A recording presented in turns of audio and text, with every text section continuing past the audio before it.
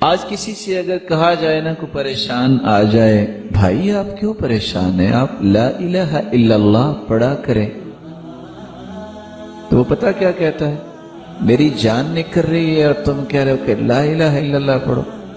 تو اچھا نہیں ہے جان نکلتے وقت لا الہ الا اللہ زبان پہ آ جائے، جنت کا سودا ہو جائے۔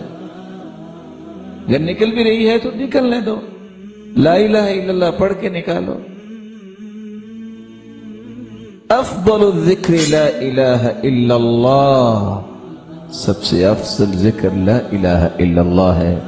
صرف اس کا فائدہ قیامت کوئی نہیں ہوگا بلکہ دنیا میں بھی ہوگا۔ ان قول لا الہ الا اللہ تدفع عن قائلها 99 من البلاء ادناها الہام۔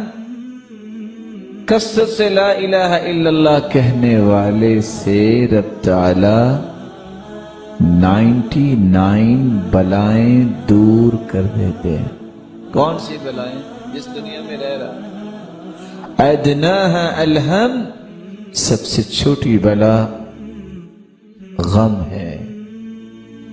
اگر غم چھوٹی بلا ہے تو 98 بلائیں تو غم سے بھی بڑی ہیں۔ آج کل لوگ کارڈیالوجی میں کیوں جاتے ہیں؟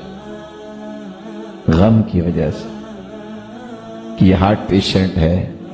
اس کا مطلب یہ نکلا کہ اس سے بھی 98 بڑی بلائیں دور ہو سکتی ہیں اگر ہم چلتے پھرتے یہ پڑھیں لا الہ الا اللہ۔